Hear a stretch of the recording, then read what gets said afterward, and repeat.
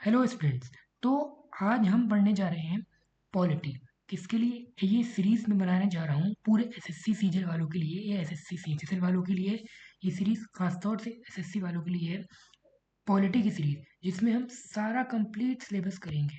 ठीक है, complete syllabus होगा आपका एसएससी में, आपको कहीं जाने की जरूरत नहीं पड़ेगी। जो चीज़ें एसएससी पॉलिटी में पूछी जाती हैं, 12 क्वेश्चन आते हैं, 10 से 12 क्वेश्चन हर साल आते हैं, तो आपको सारी चीज़ें यहीं पर मिल जाएंगी। ये सारा आपका सिलेबस है जो इसमें पूरा कवर कराया जाएगा। ठीक है, एसएससी वालों के लिए।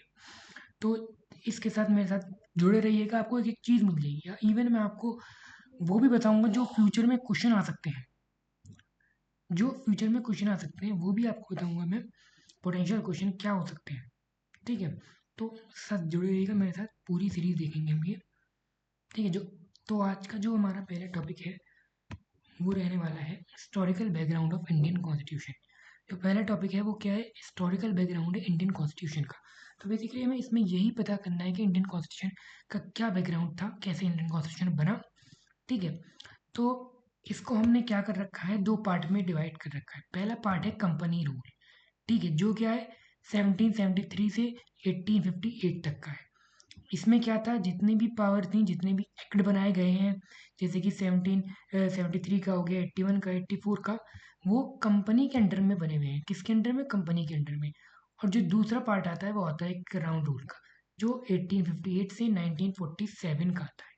ठीक है, इसमें क्या हुआ है, जितने भी एक्ट बनाए गए हैं वो किसकी देखरेख में बनाए गए हैं? वो क्राउन की, जो ब्रिटिश में बैठा करता था क्राउन, उसकी देखरेख में सारे एक्ट बनाए गए हैं। ठीक है, तो हमने इसको क्या है, दो पार्ट में इसलिए डिवाइड कर रखा है। एक है कंपनी रूल, जो 1773 से 1858 तक रहा, और दूसरा है क्राउन रूल, जो आपका 1858 जो हमने देखी थी, 1857 की रिवॉल्ट, उसके बाद से शुरू होता है क्राउन रूल और 1947 तक रहा। ठीक है, तो इसमें बेसिकली क्या है, एक आपको दिखा दूं मैं, इसमें सारे ये एक्ट हैं। ठीक है, ये हमको क्या करना है, किसके बारे में पढ़ना है? इन एक्ट के बारे में पढ़ना है। जितने भी एक्ट हैं यहाँ पर दे रखे हैं, चाहे 17 का हो, 84 का हो, 13 33, जितने भी इंपॉर्टेंट एक्ट हैं जो एसएससी में क्वेश्चन पूछे जा सकते हैं, हमें उनके ही बारे में पढ़ना है। फालतू में आगे इससे डीप जाने की हमें कोई ज़रूरत नहीं है। ठीक है, पढ़ाने को मैं पढ़ा सकता हूँ डीप, लेकिन ज़रूरत ही नहीं पड़ेगी। जितना एसएससी में आएगा मैं वही आपको बताऊंगा, वही पढ़ाऊंगा। ठीक है, क्योंकि और ये आपकी गारंटी कहता हूँ कि इस वीडियो में अगर आपने पूरी वीडियो देख ली, पूरा आपका ये कवर हो जाएगा, पूरा टॉपिक कवर हो जाएगा, आपको कहीं जाने की ज़रूरत नहीं पड़ेगी। ये मैंने आपको पोटेंशियल क्वेश्चन बताऊंगा कि क्या क्वेश्चन आ सकते हैं फ्यूचर में। ठीक है, और क्या क्वेश्चन आए, सारी चीज़ें बताएंगे। तो जुड़े रहिएगा मेरे साथ। तो चलिए हम पहला एक्ट स्टार्ट करते हैं। जो हमारा सबसे इम्पोर्टेंट एक्ट है वो है रेगुलेटिंग एक्ट 1773 का। 1773 का क्या है? ये रेगुलेटिंग एक्ट। इसके बारे में हमें क्या करना है, पढ़ना है। ठीक है, तो देखिए सबसे पहले इस एक्ट में क्या चीज़ आती है। इस एक्ट में क्या हुआ, जो गवर्नर और बंगाल हुआ करते थे, उनको क्या बना दिया गया है, गवर्नर जनरल ऑफ बंगाल बना दिया। ठीक है, गवर्नर ऑफ बंगाल की पोस्ट को गवर्नर जनरल ऑफ बंगाल की पोस्ट बना दी गई। क्या बनाया गया इस एक्ट में? सबसे इंपॉर्टेंट चीज़ रही है हमारी कि गवर्नर जनरल ऑफ बंगाल की पोजीशन एक डेजिग्नेट कर दी गई। ठीक है, उसके बाद जो इसमें सेकंड चीज़ हुई है वो क्या हुई है, गवर्नर ऑफ मद्रास और गवर्नर ऑफ जो बॉम्बे की पावर हुआ करती थी, वो किसके सबॉर्डिनेट कर दी? गवर्नर जनरल ऑफ बंगाल के सबॉर्डिनेट कर दी। बेसिकली आप ये मान लो कि जितने भी गवर्नर ऑफ बंगाल जो था, सॉरी, गवर्नर ऑफ मद्रास और गवर्नर ऑफ बॉम्बे, जो भी इनकी पावर थी इनकी, वो किसके देखरेख में हो गई? गवर्नर जनरल ऑफ बंगाल की देखरेख में हो गई। ठीक है, और जो तीसरी चीज़ सबसे इम्पोर्टेंट आई इसमें, उसमें क्या हुआ, ये एक एक्ट है जिससे कि सेंट्रल एडमिनिस्ट्रेशन शुरू हो गया। ठीक है, मतलब कंपनी के पास बेसिकली पावरें आ गई हैं। इससे क्या करने लगी, कंपनी पूरे इंडिया में अपना कंट्रोल करने लगी है। ठीक है, तो ये क्या हो गया, यहाँ से सेंट्रल एडमिनिस्ट्रेशन यहीं से स्टार्ट होता है, किसका? कंपनी रूल का। ठीक है, जो हमारी चौथी चीज आती है, इसमें क्या होता है, सीओडी। ये देख रहे हैं ना, सीओडी ये क्या है? सीओडी ये है हमारा कोर्ट ऑफ डायरेक्टर। क्या है? Court of director. तो हमको दो बातें ध्यान रखनी है, मैं दिखाता हूँ आपको एक कोर्ट ऑफ डायरेक्टर। ये देखिए, ये रहा हमारा court of director.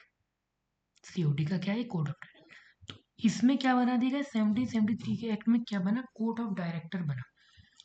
Court of director का क्या काम होता था? बेसिकली इसका काम यही होता था कि रेवेन्यू के, सिविल के और मिलिट्री के जितने भी अफेयर इंडिया में होते थे, उनकी देख रेख करता था और उनकी report governor general of Bengal को करता था। ठीक है, ये काम होता था कोड ऑफ डायरेक्टर का। ये बहुत कुछ लोग हुआ करते थे इसमें कंपनी के, और वही सारी पूरी देख रेख करते थे इंडिया की। ठीक है, जैसे कि रिवेन्यू का हो गया, सिविल का हो गया, मिलिट्री का हो गया। ठीक है, तो अब मैं आपको एक बात बता दूं, यहाँ पर एक क्वेश्चन आ सकता है आपका कि सीओडी कोड ऑफ डायरेक्टर, और दूसरा हमारा है बीओसी, जो क्या है बोर्ड ऑफ कंट्रोल है, बीओसी।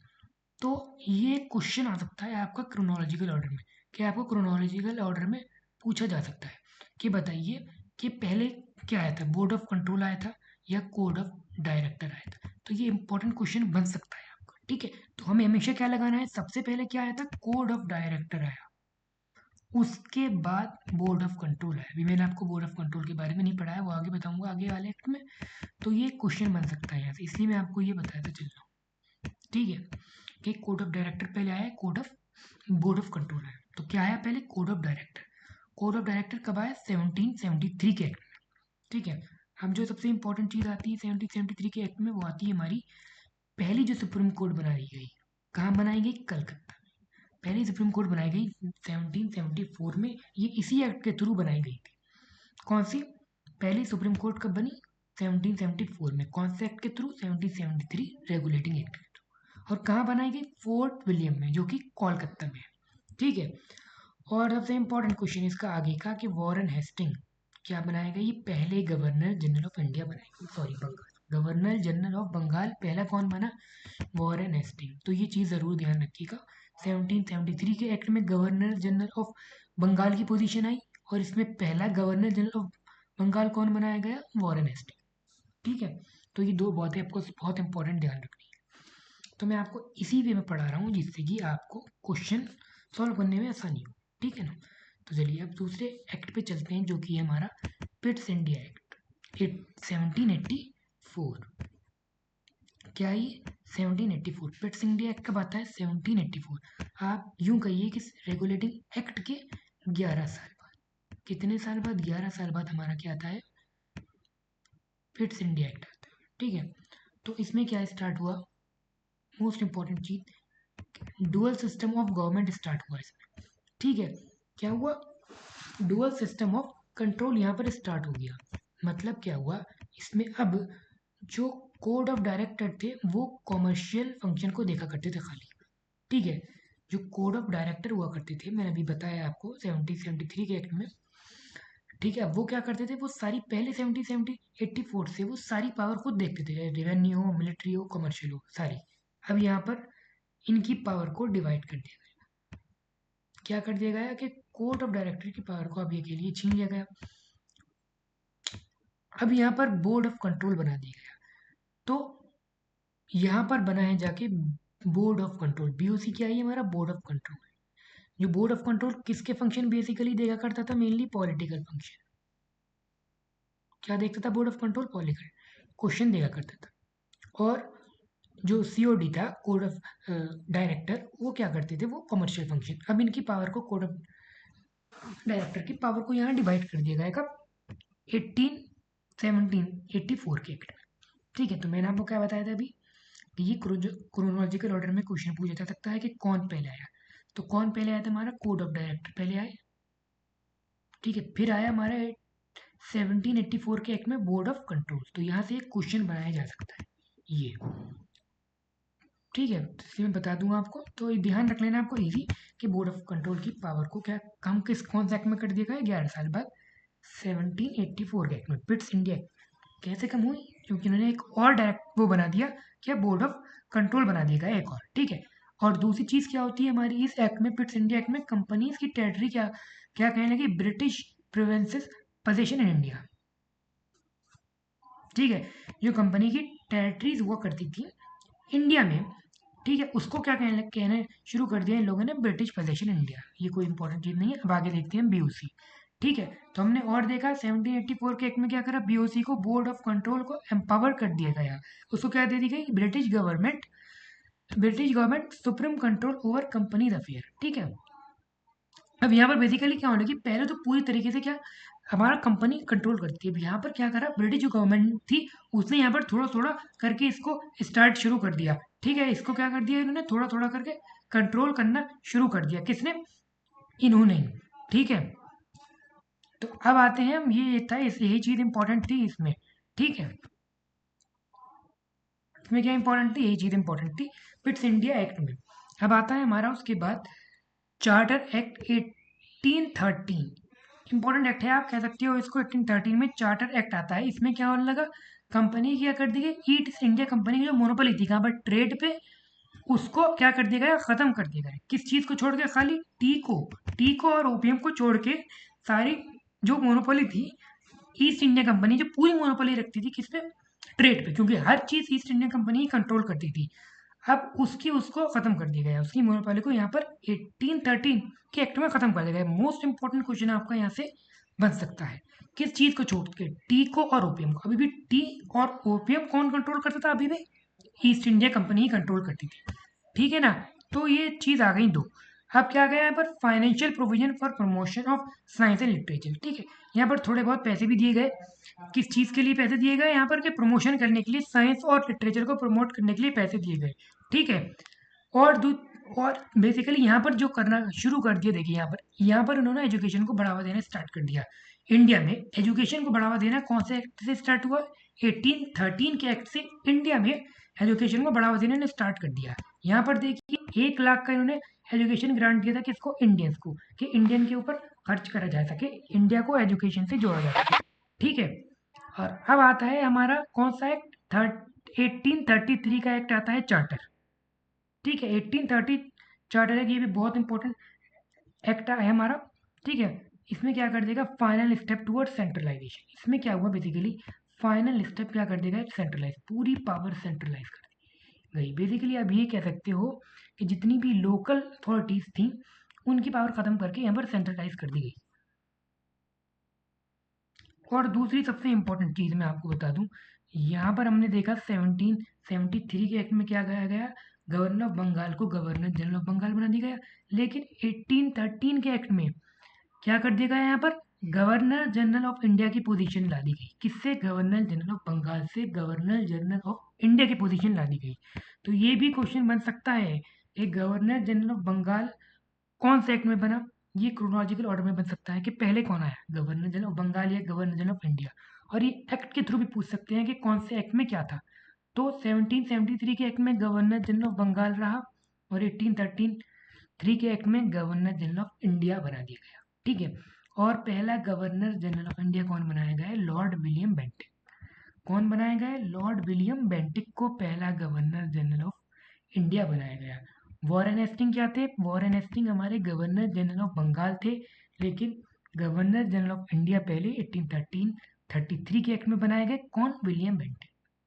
समझ गए ना, मोस्ट इंपॉर्टेंट चीज है हमारी। और एक और चीज है, एक एक्ट लाया गया था सेंट हेलिना एक्ट, और ये सेंट हेलिना एक्ट भी किस में लाया गया, 1833 के एक्ट में ही लाया गया।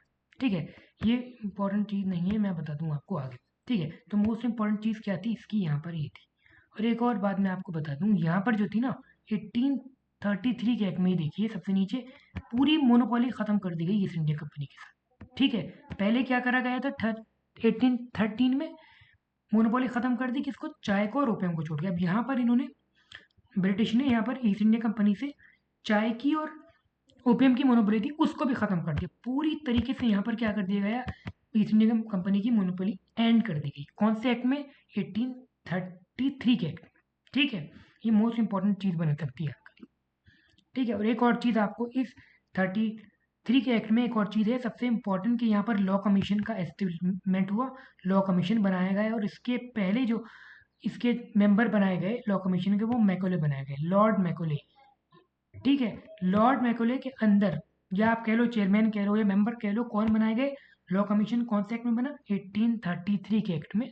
और पहले जो इसके मेंबर या आप चेयरमैन कह लो कौन बनाए गए, लॉर्ड मैकोले बनाए गए। इंपॉर्टेंट क्वेश्चन है, यहाँ से आ सकता है, मोस्ट इंपॉर्टेंट क्वेश्चन है, इसको आप जरूर ध्यान से रखना। ठीक है, तो ये 1833 का एक्ट हो गया, इंपॉर्टेंट एक्ट है, इसलिए मैंने आपको बता रहा हूँ ये बात। ठीक है, अब आता है हमारा 20 साल के बाद। देखिए हमने क्या देखा, 1813 से जो एक्ट आ रहे हैं वो कब आ रहे हैं, कितने टाइम बाद, 20 साल बाद आ रहे हैं। ये 20 साल बाद आया। अब 33 से 53 का जो एक्ट आया, ये कितना टाइम लगा इसे आने में? 20 साल लगा। ठीक है, तो 53 का एक्ट आया है हमारे पास। इसमें क्या करा गया, देखिए इसमें क्या कर दिया गया है, लेजिस्लेटिव और एग्जीक्यूटिव पावर जो थी किसकी? गवर्नर जनरल की। किसकी? गवर्नर जनरल की। वो क्या कर दी गई? सेपरेट कर दी गई। ठीक है, सेपरेट कर दी गई। ठीक है, यहाँ से क्या स्टार्ट हुआ, जो हमने देखा पार्लियामेंट्री सिस्टम जो इंडिया में स्टार्ट हुआ है वो 1853 के ही एक्ट से स्टार्ट हुआ है। कौन सा? Parliamentary system. क्योंकि यहाँ पर पावर को क्या कर दिया गया? डिवाइड कर दिया गया। ठीक है, लेजिस्लेटिव पावर और एग्जीक्यूटिव पावर को डिवीजन कौन से एक्ट में हुआ? 53 के एक्ट में हुआ। ये क्वेश्चन आ सकता है आपका, इंपॉर्टेंट क्वेश्चन है, इसको मार्क करके रख लिए। ठीक है, कि पार्लियामेंट्री सिस्टम हमने कौन से एक्ट से लिया? तो कौन से एक्ट से लिया? 1853 के एक्ट से लिया। ठीक है ना, क्वेश्चन बन सकता है ये हमारे पास। और दूसरी चीज क्या है, इसमें एक और चीज आई कि जो इंडियन थे उनको क्या अलाउड कर दिया? कोवेनेटेड सिविल सर्विस में। सिविल सर्विस में कोवेनेटेड सिविल सर्विस एक हुआ करती थी, तो उसमें इंडियंस को अलाउ कर दिया, क्योंकि हमने देखा था कि सिविल सर्विस में इंडियन अलाउड नहीं थे। अब 1853 के एक्ट से इंडियन अलाउ होने लगे कहाँ पर? सिविल सर्विस में। ठीक है, और दूसरी चीज क्या हुई इसमें, it introduce for the first time local representation in Indian central legislative council. अब इसमें क्या होने लगा, बेसिकली यहाँ पर क्या कहना चाह रहा है कि इंडियन जो थे, इंडियन का अब क्या होने लगा? रिप्रेजेंटेशन होने लगा सेंट्रल लेजिस्लेटिव काउंसिल में। कौन सी काउंसिल में? सेंट्रल लेजिस्लेटिव काउंसिल में पहली बार जो हमारा रिप्रेजेंटेशन देखने को मिला किसका? इंडियंस का, वो 1853 के एक्ट में मिला। ठीक है, तो ये मैंने आपको बताई दी, मोस्ट इंपॉर्टेंट एक्ट है यहाँ से यहाँ तक, तो खास तौर से आपको याद रखना है। ठीक है, तो सारी बात समझ में आ गई आपको क्या था? कहाँ से स्टार्ट करा हमने? 1773 के एक्ट से स्टार्ट करा। सबसे इंपॉर्टेंट चीज़ क्या हुई इसमें कि गवर्नर जनरल ऑफ बंगाल बना दी गई पोजीशन। कहाँ से? गवर्नर ऑफ बंगाल से। और दूसरी चीज़ क्या रही इसमें? कोड बनाया गया, कोर्ट ऑफ डायरेक्टर बनाया गया। तीसरी चीज़ क्या रही? 1773 के एक्ट में सुप्रीम कोर्ट का एस्टेब्लिशमेंट हुआ। ठीक है, और चौथी चीज़ हमारे वॉरेन हेस्टिंग पहले गवर्नर जनरल ऑफ बंगाल बनाए गए। ठीक है, मैं रिवाइज करा दूँ एक बार आपको। और पिट्स इंडिया एक्ट में क्या हुआ? 1784 के, यहाँ पर डुअल रिप्रेजेंटेशन स्टार्ट हुआ। यहाँ पर क्या बना?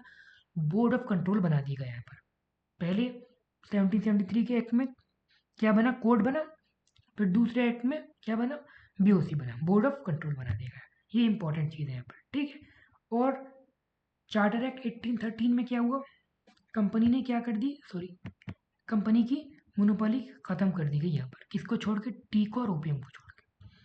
ठीक है, और यहीं से हमारा एजुकेशन का प्रमोशन हुआ 1813 के एक्ट से। अब 1833 का एक्ट आता है, इसमें क्या हुआ?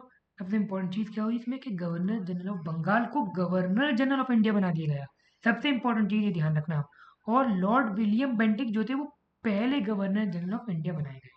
ठीक है, और दूसरी चीज़ क्या हुई एक्ट में कि मैकोले को क्या बनाया गया? लॉ कमीशन एस्टेब्लिश करी गई, और मैकोले को पहला मेंबर बना दिया गया इस कमीशन का। ठीक है, और तीसरी चीज़ क्या इंपॉर्टेंट रही इसमें कि जो मोनोपोली थी वो पूरी तरीके से एंड कर दी गई।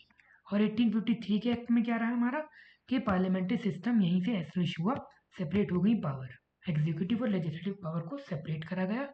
और दूसरी चीज़ इंपॉर्टेंट, यहाँ पर इंडियन का रिप्रेजेंटेशन हमें मिलने लगा कहाँ पर? Legislative council. ठीक है, तो ये हमारे एक्ट थे जो इससे क्वेश्चन आ सकते हैं, वो मैंने आपको बता दिए, मैंने आपको पढ़ा दिए। और एक और चीज़ मैं आपको बता दूं कि यहाँ पर एक क्वेश्चन पूछा जा सकता है सुप्रीम कोर्ट से रिलेटेड कि सुप्रीम कोर्ट कौन से एक्ट में बनी, आपने बता दिया कि पहला जो चीफ जस्टिस था सुप्रीम कोर्ट का वो कौन बना। ठीक है, तो मैं आपको बता दूं जो पहले चीफ जस्टिस बने हैं सुप्रीम कोर्ट के 1774 के एक्ट के थ्रू, वो बने हैं आपके एलिजे इम्पे। एलिजे इम्पे, याद रखिएगा नाम, एलिजे इम्पे। वो क्या बने गए पहले? क्या बने पहले? Chief justice of supreme court. ठीक है ना, तो यहाँ से ये क्वेश्चन आ सकता है। और एक क्वेश्चन ये आ सकता है कि पिट्स इंडिया एक्ट, जैसे जैसे बताया आपको कि पिट्स इंडिया एक्ट से क्या चीज़ बनी? क्या बना? हमारा बोर्ड ऑफ कंट्रोल बनाया गया। ठीक है ना, तो ये कुछ पोटेंशियल क्वेश्चन है जो आपको उससे पूछे जा सकते हैं। ठीक है, अब चलिए हम आगे के एक्ट पे बढ़ते हैं। अब हम पढ़ते हैं एक्ट पे हमारा ये कौन सा एक्ट है? Government of India act 1858। देखिए यहाँ पर क्या लिखा है? Company rule. ये क्या है? गलत है। यहाँ से क्या स्टार्ट होता है, यहाँ से क्राउन रूल स्टार्ट होता है। क्या स्टार्ट होता है, क्राउन रूल। ठीक है, ये क्या है, यहाँ से क्राउन रूल स्टार्ट होता है यहीं से। ठीक है, तो ये ध्यान रखिएगा, कंपनी रूल नहीं है।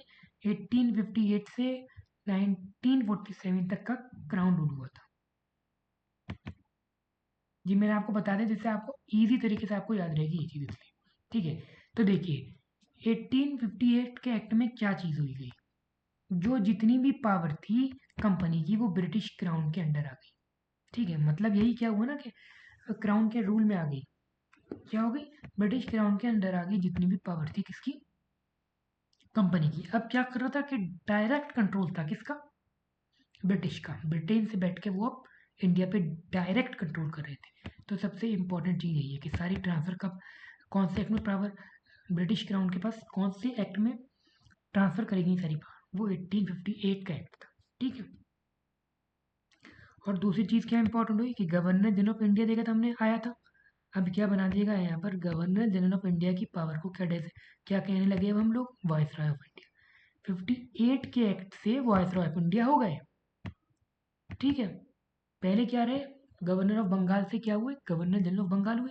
फिर गवर्नर जनरल ऑफ बंगाल से क्या हुए, गवर्नर जनरल ऑफ इंडिया हुए। अब गवर्नर जनरल ऑफ इंडिया से क्या होने लगे, वायसरॉय ऑफ इंडिया होने लगे। कौन से एक्ट में, 1858 के एक्ट में। तो इसकी क्रोनोलॉजिकल ऑर्डर जरूर याद रखिएगा, और ये याद रखिएगा कौन से एक्ट में क्या, कौन सी पोजीशन बनाई गई। ये क्वेश्चन आ सकता है, 100% आपसे मैं कह रहा हूँ ये क्वेश्चन आ सकता है। इसको ध्यान में रखिएगा, ये वाले क्वेश्चन को जो मैंने आपको बताया अभी। ठीक है, चलिए, तो 58 के एक्ट में वायसराय ऑफ इंडिया की पोजीशन बना दी गई। और इसके पहले जो वायसराय बनाए गए वो लॉर्ड कैनिंग बनाए गए। कौन बनाए गए, लॉर्ड कैनिंग बनाए गए। और ये भी एक क्वेश्चन आ सकता है कि कौन कौन से एक्ट में कौन सा वायसराय बनाया गया। तो याद रखना है आपको, या जन गवर्नर जनरल बनाएगा। तो गवर्नर ऑफ बंगाल में कौन बनाएगा, गवर्नर जनरल ऑफ बंगाल में विलियम क्या थे हमारे, वॉरेन हेस्टिंग थे। ठीक है, गवर्नर जनरल ऑफ इंडिया में क्या थे हमारे, विलियम बेंटिक थे। ये देखिए, विलियम बेंटिक थे। ठीक है, और जैसे ही वॉयसरॉय आती है, वॉयसरॉय में कौन बने, कनिंग, लॉर्ड कनिंग पहले वॉयसरॉय बनाए गए। ठीक है, और इस 58 एक्ट में क्या हुआ, जो बीओसी और सीओडी था वो खत्म कर दिया गया। ठीक है, ये डुअल सिस्टम जो चल रहा था इसका ये क्या हो गया, ये खत्म कर दिया गया। बीओसी और सीओडी को क्या कर दिया गया, बोर्ड ऑफ कंट्रोल और कोड ऑफ डायरेक्टर को खत्म कर दिया गया इस एक्ट में। क्योंकि देखिए जाहिर सी बात है, क्योंकि जब ब्रिटिश अपने सेंट्रलाइज करेगी सारी पावर को, खुद चलाना चाहेंगे ब्रिटिश, तो जाहिर सी बात है वो बोर्ड ऑफ कंट्रोल सीओडी को क्यों रखेंगे। ठीक है ना, तो ये तो एक सोचने वाली बात है। चलिए अब आते हैं हम दूसरे एक्ट पे अपने, इसके Indian council act of 1861। Council act आता है अब यहाँ से, कौन सा आता है, काउंसिल एक्ट आता है। ठीक है, 1861 का काउंसिल एक्ट, इसमें क्या होने लगा, बिगिनिंग ऑफ रिप्रेजेंटेशन इंस्टीट्यूशन। यहाँ पर बेसिकली काउंसिल का मतलब देखिए क्या है यहाँ पर, कि जो भी इंडियन थे, इंडिया क्या चाह रहे थे, इंडियंस के लोग क्या चाह रहे थे कि हमें भी ब्रिटिश की काउंसिल में क्या मिले, जगह मिले। समझ रहे हैं, जो ब्रिटिश में वो थी, जैसे लेजिस्लेचर हो गई आपकी, एग्जीक्यूटिव हो गई, तो हमें उसमें जगह मिले, इंडियन को जगह नहीं दी जा रही थी। तो उसी के बाद ये एक्ट लाया गया कि अब इंडिया को भी क्या मिलेगी, जगह मिलेगी। मतलब काउंसिल का मतलब यहाँ पर क्या है, काउंसिल में जगह मिलेगी इंडियंस को भी। ठीक है, तो ये एक्ट आया गया। ठीक है, अब इसमें दूसरी चीज़ क्या कर दी गई, सबसे इंपॉर्टेंट चीज़, कि जो मद्रास और बॉम्बे की पावर थी उसको डिसेंट्रलाइज कर दिया, उसको दोबारा रिस्टोर कर दिया। ठीक है, हमने देखा था कि इनकी पावर को क्या कर लिया गया था, छीन लिया गया था, गवर्नर जनरल ऑफ बंगाल के अंदर डेजिग्नेट कर दिया गया, दोबारा इनकी पावर को क्या कर दिया गया, रिस्टोर कर दिया गया। मतलब यहाँ से हम कह सकते हैं कि डिसेंट्रलाइजेशन स्टार्ट होता है। समझ रहे हैं बात आप, तो 1861 से क्या स्टार्ट होता है, डिसेंट्रलाइजेशन ऑफ पावर स्टार्ट हो गया है। कि अब चूंकि अगर डिसेंट्रलाइजेशन कैसे हो रहा है, देखिए अब आप खुद बंगाल, बॉम्बे और मद्रास को पावर दे दी गई, तो मतलब डिसेंट्रलाइजेशन स्टार्ट हुआ। पहले क्या थी, अपने अंडर कर रखा था, अब पावर दे दी गई, तो डिसेंट्रलाइजेशन स्टार्ट हो गया यहाँ से। ठीक है, क्वेश्चन बन सकता है कि डिसेंट्रलाइजेशन कौन से एक्ट से स्टार्ट हुआ, तो 1861 इंडियन काउंसिल एक्ट। और दूसरी जो सबसे इंपॉर्टेंट चीज़ है इसमें तीसरी, वो पोर्टफोलियो सिस्टम स्टार्ट हुआ। इसी एक्ट से क्या स्टार्ट हुआ, पोर्टफोलियो सिस्टम। ध्यान रखिएगा, मोस्ट इंपॉर्टेंट पार्ट है ये। पोर्टफोलियो सिस्टम कौन से एक्ट से स्टार्ट हुआ आपका? 1861 के एक्ट से। पोर्टफोलियो सिस्टम आप देखते हैं ना, पोर्टफोलियो मिनिस्ट्रीज में देखते होंगे आप कि कोई मिनिस्टर उसको ये पोर्टफोलियो दिया जाता है, एक मिनिस्टर को उसको ये पोर्टफोलियो दिया जाता है, ठीक है। तो पोर्टफोलियो सिस्टम यहीं से स्टार्ट हुआ है, ठीक है। और दूसरी चीज़ क्या हो गई, यहाँ पर लेजिस्लेटिव काउंसिल एस्टेब्लिश कर दी गई बंगाल और पंजाब और NWP, ठीक है। यहाँ पर क्या स्टार्ट कर दी गई, लेजिस्लेटिव काउंसिल का यहाँ पर एस्टेब्लिशमेंट हो गया, ठीक है। ये NWFP क्या है आपकी, नॉर्थ वेस्ट फ्रंटियर प्रोविंस है, ठीक है। यहाँ पर क्या स्टार्ट हो गई, लेजिस्लेटिव काउंसिल, क्योंकि हमने देखा कि 1868 61 का एक्ट किसकी बात कर रहा है, डिसेंट्रलाइजेशन की पावर की बात कर रहा है ना, तो जाहिर सी बात है इनको भी पावर दे दी गई, यहाँ पर भी लेजिस्लेटिव काउंसिल इस्टेब्लिश कर दी गई, ठीक है। तो अब आते हैं हम आगे के एक्ट पे। अब कौन सा एक्ट आता है, इंडियन काउंसिल एक्ट 1892। यहाँ पर भी आप देख रहे होगे काउंसिल है, मतलब क्या हो रहा है कि काउंसिल का एक्सपेंशन हो रहा है, मतलब इंडियंस को काउंसिल में अब जगह मिल रही है, ठीक है। 92 के एक्ट में क्या इंपॉर्टेंट चीज़ें हमें देखनी है एग्जाम के परस्पेक्टिव से, वो ये कि इंक्रीज कर देगा है नॉन ऑफिशियल मेंबर को। नॉन ऑफिशियल मेंबर का मतलब क्या होता है यहाँ पर, Indians basically. Non official member आ जाए तो मतलब क्या होगा यहाँ पर, इंडियंस। इंडियंस को क्या हो गई यहाँ पर, जगह मिलनी स्टार्ट हो गई काउंसिल में, ठीक है। सेंट्रल और प्रोविंसेस की लेजिस्लेटिव काउंसिल में इनकी संख्या को इंक्रीज कर दिया गया, वो ये चीज़ है। और दूसरी चीज़ क्या दे दी गई यहाँ पर, इनको बजट को डिस्कस करने का अधिकार मिल गया, ठीक है। किसको, power to discuss budget, budget को डिस्कस करने का अधिकार किसको मिल गया, इंडियंस को, कि अब इंडियन जो है वो बजट को डिस्कस कर सकते हैं, ठीक है। कोई खास एक्ट नहीं था। अब आते हैं हम 1909 के एक्ट पे, मोस्ट इंपॉर्टेंट एक्ट है, बिहार से आप मान के चलिए ज़्यादातर इंपॉर्टेंट एक्ट ही है आगे के, ठीक है। तो इसमें क्या हुआ, सबसे पहले इस एक्ट को हम क्या कहते हैं, मॉरली मिंटो रिफॉर्म कहा जाता है 1909 के एक्ट को। ये चीज़ ध्यान रखिएगा, इंपॉर्टेंट चीज़ है। मॉरली मिंटो एक्ट किसे कहा जाता है, 1909 के एक्ट को। इसमें क्या करा गया, वही बात, काउंसिल को इंक्रीज कर दिया गया, काउंसिल को इंक्रीज कर दिया गया कहाँ पर, सेंटर पे भी और लेजिस्लेटिव काउंसिल भी, प्रोविंस से भी कह लो आप, ठीक है। अब यहाँ पर एक चीज़ सबसे इंपॉर्टेंट जो चीज़ आई है, सबसे इंपॉर्टेंट चीज़ है कि सेपरेट इलेक्टोरेट स्टार्ट कर दिया गया यहाँ से। क्या, सेपरेट इलेक्टोरेट किसको दिया गया, सबसे पहले मुस्लिम्स को सेपरेट इलेक्टोरेट दे दिया गया, कौन से एक्ट में, 1909 के एक्ट में। अगर क्वेश्चन आता है कि सेपरेट के जो कम्युनल इलेक्टोरेट स्टार्ट हुआ है वो कौन से एक्ट से स्टार्ट हुआ है, 1909 के एक्ट से कम्युनल इलेक्टोरेट स्टार्ट हुआ है। पहले किसको दिया गया कम्युनल इलेक्टोरेट, मुस्लिम्स को, कि यहाँ पर क्या करेंगे, इसमें क्या है कि जो भी डिस्ट्रिक्ट है, जो भी प्रोविंसेस है, यहाँ पर सिर्फ मुस्लिम ही वोट कर सकते हैं, ठीक है। इसका मतलब ये होता है। तो ये मोस्ट इंपॉर्टेंट क्वेश्चन बन सकता है आपका ये, ठीक है। दो क्वेश्चन बन सकते हैं, मैं बताऊंगा अभी 1919 का एक्ट पढ़ा लूँ आपको उसके बाद, ठीक है। ये मोस्ट इंपॉर्टेंट क्वेश्चन है कि कम्युनल रिप्रेजेंटेशन या कम्युनल इलेक्टोरेट या सेपरेट इलेक्टोरेट कहाँ से स्टार्ट हुआ, 1909 के एक्ट से। और फिर वही बात यहाँ पर एनलार्ज कर दी गई पावर इनका। अब सप्लीमेंट्री क्वेश्चन भी पूछ सकते थे ये लोग, ठीक है, बजट में, वही बात है यहाँ पर। फिर अब यहाँ पर क्या दे दी गई, इंडियंस को एग्जीक्यूटिव काउंसिल में भी जगह मिलने लगी है, ठीक है। और पहले एग्जीक्यूटिव काउंसिल के मेंबर कौन बनाए गए हमारे, सत्येंद्रनाथ प्रसाद सिन्हा। ये ध्यान रखिएगा, क्वेश्चन आ सकता है कि पहले मेंबर कौन बनाए गए एग्जीक्यूटिव काउंसिल के, वो बनाए गए सत्येंद्रनाथ प्रसाद सिन्हा, और कौन से एक्ट के थ्रू, 1909 एक्ट के थ्रू, ठीक है।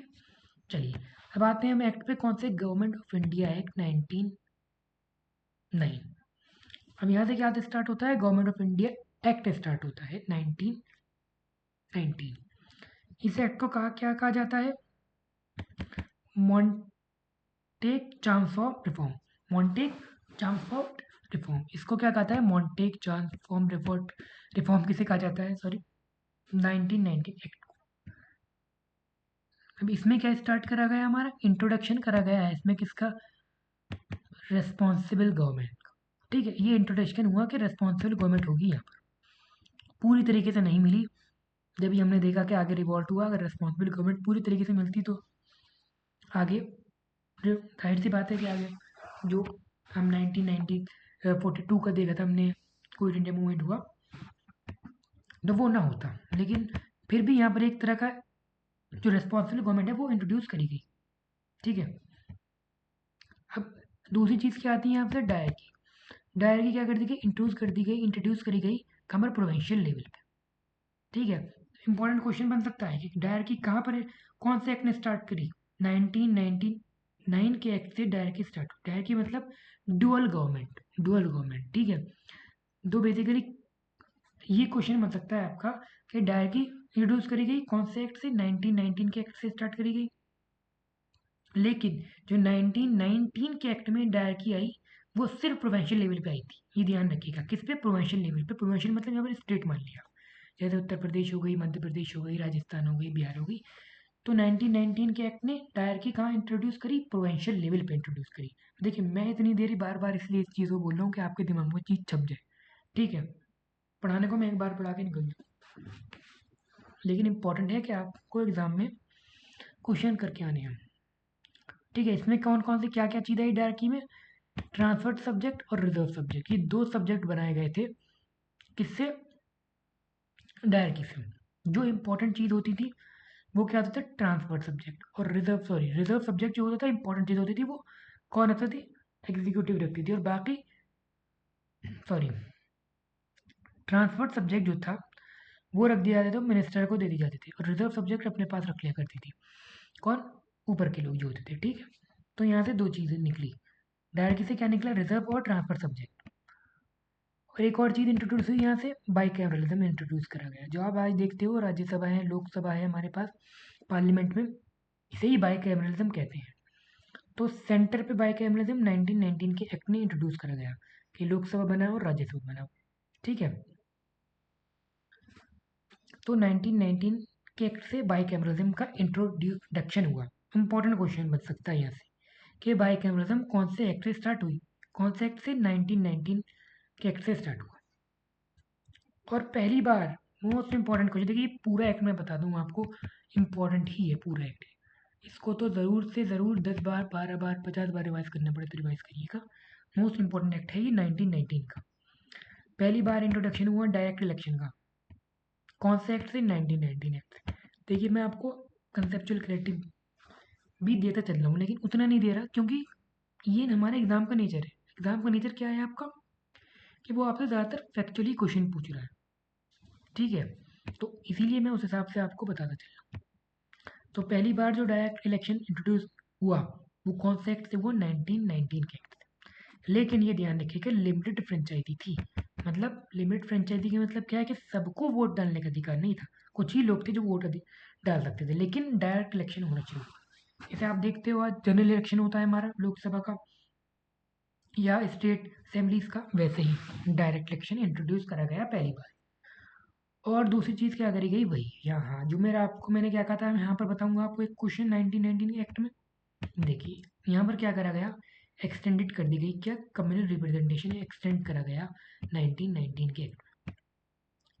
पहले क्या था, 1909 के एक्ट में खाली मुस्लिम्स को ही कम्युनल रिप्रेजेंटेशन दिया था, कि जहाँ पर मुस्लिम की सीट बना दी वहाँ पर मुस्लिम ही वोट डाल सकते हैं। अब इसको एक्सटेंड कर दिया गया, अब यहाँ पर सिक्स को भी दे दिया गया है, इंडियन क्रिश्चियन को दे दिया गया है, एंग्लो इंडियन को दे दिया गया है, और यूरोपियंस को भी कम्युनल इलेक्टोरेट दे दिया गया है। मतलब क्या हुआ कि जहाँ पर सिख हैं वो सिख ही वोट करेंगे, वहाँ पर जहाँ पर इंडियन क्रिश्चियन है वहाँ पर इंडियन क्रिश्चियन ही वोट करेगा। ठीक है। तो एक्सपेंड अगर पूछे कि एक्सपेंड कहाँ करा गया है, एक्सटेंड कहाँ करा गया है कम्युनल रिप्रेजेंटेशन, वो कहाँ से एक्ट में करा गया है, 1919 के एक्ट। ठीक है। और पहली बार यहाँ पर क्या हुआ गया, पब्लिक सर्विस कमीशन का इस्टेब्लिशमेंट करने की बात करी गई। क्या, पब्लिक सर्विस कमीशन, जो आप देखते हो आज यूपीएससी है, पीसीएस है, तो वो कौन से एक्ट में बात करी गई थी, 1919 के एक्ट में इसको इंट्रोड्यूस करने की बात करी गई थी। किसको, पब्लिक सर्विस कमीशन को। ठीक है। तो ये इंपॉर्टेंट एक्ट है, इसको याद रखिएगा अच्छे से। अब आगे चलते हैं, हम गवर्नमेंट ऑफ इंडिया एक्ट 1935 के। पता है आपको ये भी बहुत इंपॉर्टेंट एक्ट है, क्योंकि यहाँ से ही हमने अपने ज़्यादातर कॉन्स्टिट्यूशन में, ज़्यादातर जो चीज़ें ली हैं अपने कॉन्स्टिट्यूशन में वो हमने इसी एक्ट से ली है। ठीक है। तो इस एक्ट ने सबसे पहले क्या इंट्रोड्यूस करा गया, ऑल इंडिया फेडरेशन। इसी एक्ट ने इंट्रोड्यूस करा क्या, ऑल इंडिया फेडरेशन। ठीक है। तो ये ध्यान रखिएगा, ऑल इंडिया फेडरेशन कहाँ से इंट्रोड्यूस हुआ, 1935 के एक्ट से इंट्रोड्यूस करा गया।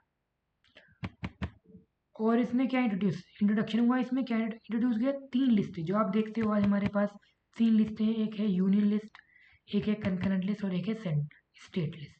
वहीं जो लिस्ट इंट्रोडक्शन ऑफ लिस्ट हुआ वो यहीं से ही हुआ 35 के एक्ट से। ठीक है, ये फेडरल लिस्ट बनाई गई, एक प्रोविंशियल बनाई गई और एक कंकरेंट लिस्ट बनाई गई, ये देख रहे हैं ना। ठीक है, और दूसरी चीज़ यहाँ पर क्या हुई, यहाँ पर जो डायरकी दी गई थी प्रोविंसेस को, वो क्या कर दी गई, ख़त्म कर दी गई। क्या कर दी गई, डायरकी जो था कि रिजर्व सब्जेक्ट होगा, एक ट्रांसफर सब्जेक्ट होगा, तो उसको प्रोविंसेस से ख़त्म करके सेंट्रल पे इंट्रोड्यूस कर दी गई। अब क्या हुआ, 1919 में कहाँ इंट्रोड्यूस करी गई थी, प्रोविंसेस पे। और 1935 एक्ट में क्या हुआ, 35 के एक्ट में जो डायरकी थी प्रोविंसेस तो ख़त्म कर दिया, लेकिन सेंटर पे इंट्रोड्यूस कर दिया गया। ठीक है, दो चीज़ ध्यान रखनी है। और अब बाई कैमरलिज्म यहाँ पर प्रोविंसेस में भी इंट्रोड्यूस कर दी गई, मतलब स्टेट में भी बाई कैमरलिज्म। जैसे कि हमने देखा था स्टेट में क्या होता है हमारा, एक असेंबली होती है और एक काउंसिल होती है। ठीक है, एक यहाँ से एक एमएलए बनते हैं और दूसरे एमएल एक होता है काउंसिल, लेजिस्लेटिव काउंसिल, वहाँ से क्या बनते हैं, एमएलसी बनते हैं।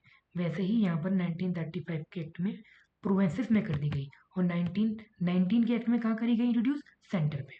ठीक है, तो 1919 के एक्ट में बाई कैमरलिज्म का इंट्रोड्यूस हुआ, कहाँ हुआ, सेंटर पे। और 1935 के एक्ट में कहाँ इंट्रोड्यूस हुआ, प्रोविंस भी बाई कैमरलिज्म आ गया, 2 हाउस होंगे मतलब। ठीक है, और वही बात फिर इस एक्ट ने वही फिर और बढ़ा दी, इसने कम्युनिटी रिप्रेजेंटेशन को और बढ़ा दिया इस एक्ट ने। ठीक है, क्या गया, वुमेन को भी और डिप्रेस क्लास को भी अब रिप्रेजेंटेशन मिलने लगा कि जहाँ से डिप्रेस क्लास के लोग हैं वहाँ से वही इलेक्शन लड़ेंगे, वहाँ से वही वोट डाल सकते हैं। तो ये चीज़ होती गई। ठीक है, और दूसरी चीज़ यहाँ पर क्या हुई, यहाँ से क्या हुआ हमारा, जो हमने देखा आरबीआई, आरबीआई भी इसी एक्ट ने इंट्रोड्यूस करा था। ध्यान रखिएगा, इंपॉर्टेंट क्वेश्चन बन सकता है कि आरबीआई कौन से एक्ट ने इंट्रोड्यूस करा, 35 के एक्ट ने। गवर्नमेंट ऑफ इंडिया 35 के एक्ट से ही क्या इंट्रोड्यूस हुआ, आरबीआई। ठीक है, तो ये इंपॉर्टेंट क्वेश्चन थे जो मैंने आपको बताए इस एक्ट से। ठीक है, अब आगे पे आते हैं हम, इंडियन इंडिपेंडेंस एक्ट 1947 का एक्ट है। ये तो अपना ही एक्ट है जिससे इंडिया को आज़ादी मिली। ठीक है, वही एक्ट है ये। इससे क्या हुआ, हमने सबसे पहली चीज़ देखी, ब्रिटिश रूल क्या हुआ, ख़त्म हो गया ब्रिटिश रूल। ठीक है, 1947 के एक्ट ने क्या करा, ब्रिटिश रूल को अब इंडिया में ख़त्म कर दिया गया। अब इंडिया आज़ाद था, इंडियन के पास, इंडिया के लोगों के पास पावर थी कि वो अपने हिसाब से अब इंडिया को गवर्न कर सकते हैं। ठीक है, वही बात आ गई, एबोलिश कर दिया गया क्या, वॉइस रॉय का ऑफिस। एक चीज़ होती है सेक्रेटरी ऑफ स्टेट। ठीक है, सेक्रेटरी ऑफ स्टेट, ये आप मानिए जो हमारे पास वो था ना पहले बीओसी और सीओडी देखा था, तो इस एक्ट ने आई थिंक 1858 के एक्ट ने ही सेक्रेटरी ऑफ स्टेट को इंट्रोड्यूस करा था। ठीक है, तो इसको भी यहाँ पर 47 के एक्ट में आके ये भी ख़त्म कर दिया गया, सारे वॉइस राय ख़त्म कर दिए गए और एसओएस जो था सेक्रेटरी ऑफ स्टेट वो भी ख़त्म कर दिया गया यहाँ से। ठीक है, अब यहाँ पर बेसिकली क्या पर कॉन्स्टिट्यूंट असेंबली को एम्पावर बंद कर दिया गया कि अब कॉन्स्टिट्यूंट असेंबली अपने हिसाब से जाए क्या बना सकती है, कॉन्स्टिट्यूशन बना सकती है। ठीक है, और फ्रीडम क्या था, प्रिंसेस स्लेट के बाद भी क्या था, फ्रीडम था ज्वाइन करने का, वो इंडिया को ज्वाइन करे, पाकिस्तान को ज्वाइन करे या इंडिपेंडेंट रह जाए। तो ये कोई खास इंपॉर्टेंट एक्ट नहीं था, जितने एक्ट इंपॉर्टेंट थे मैंने आपको पढ़ा दिए, अच्छी तरीके से बता दिए। ठीक है, सबसे इंपॉर्टेंट एक्ट कौन सा था हमारा यहाँ पर, ये 2 एक्ट, इन 3 एक्ट, ये इंपॉर्टेंट एक्ट थे हमारे, 1909 का, 1919 का और 1935 का एक्ट। ये बहुत इंपॉर्टेंट एक्ट थे जो मैंने आपको बताया, आपके एग्जाम पर्सपेक्टिव से आपसे ये ज़रूर क्वेश्चन पूछे जा सकते हैं इन एक्ट में से। तो ज़रूर से इन एक्ट को याद करके जाइएगा। ठीक है, अच्छे से करिएगा, क्योंकि आपका जो एसएससी में क्वेश्चन पूछे जाते हैं वो मेनली फैक्ट बेस्ड पूछे जाते हैं। कैसे, फैक्ट बेस्ड। ठीक है, फैक्ट के बेसिस पे ही क्वेश्चन पूछे जा सकते हैं कि कौन से एक्ट में क्या था, क्रोनोलॉजिकल ऑर्डर में क्वेश्चन पूछ सकता है जो मैंने आपको बताया।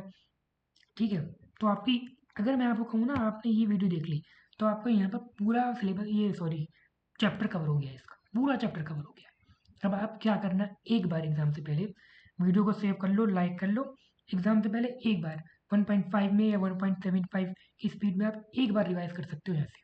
और अगर आपको नोट चाहिए ना तो आप मुझे कमेंट कर दो नोट्स, मैं आपको नोट प्रोवाइड कर दूंगा। अगर आपको चाहिए आप अपने पास नोट भी रख सकते हो, उससे भी रिवाइज कर सकते हो, वरना एक बार एग्जाम से पहले आके आप सारा पूरा मेरी प्लेलिस्ट देख लीजिएगा, सारी चीज़ें मिल जाएंगी, पूरा इंडियन पॉलिटी आपको मिल जाएगा, उसमें ही कवर कर लेगा एग्ज़ाम से पहले।